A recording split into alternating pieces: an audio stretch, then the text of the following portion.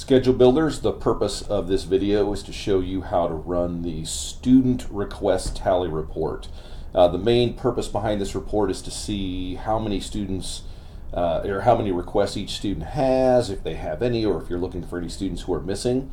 So I'm going to show you how to run that and a couple of quirky things about the report. First of all, we're going to click on Students on the left-hand side. You're going to see on the left-hand side the students that are currently selected for you. These are all test students. I've already done a search to make sure we hide it, so it's only test students that are going to show. But one of the things you want to do whenever you're going to do this student schedule request report is you're going to want to come in and type in next school equals and whatever your school's number is. Liberty North's is 1070. So I would do this, I would hit submit, and then it would tell me all of the individual, like if there's 2,000 students who are set to come to Liberty North, it would select all of those students. Okay, so we're making a selection. Let's say you want to do who's going to be at Liberty North next year and whose grade level, it's grade underscore level, equals 8. That's this year's grade, so next year they'd be in grade 9. We can find those students and check their enrollments.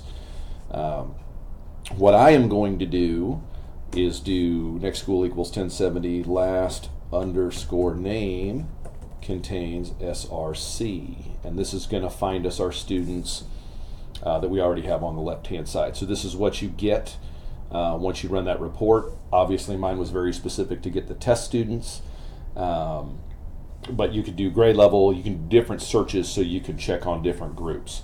From here, I'm going to go ahead and go back to PowerScheduler once you have your students selected. Okay, from here I'm going to roll down and go to reports down here on the bottom left. And we can see I have 3 students selected.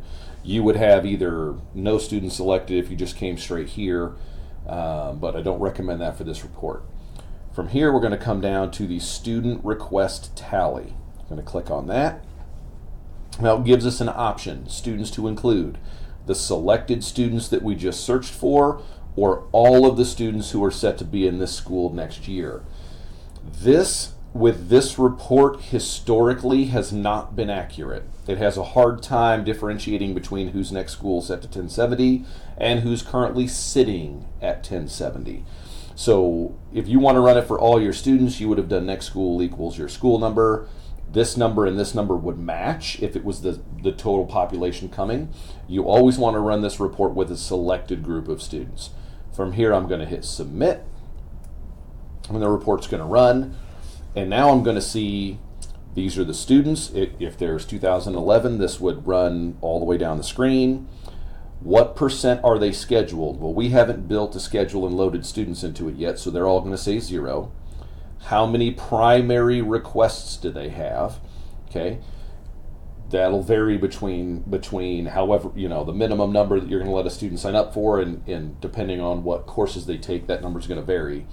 And then if you have updated your course list and updated your courses to have the correct request hours showing, you're going to see the primary credits and the value of those credits that students have selected.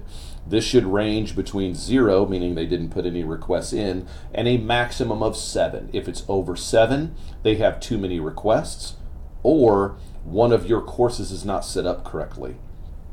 Okay, so those are things to be able to look at. You can, drag and copy and paste this into Excel so that you can sort it. Obviously, that would help if you have 2011 students.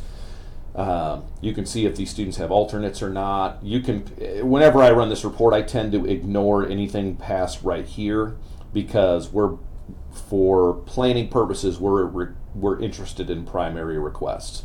But that's a way that you can run this report and check and see who has requested classes, who has not requested classes for your schedule build.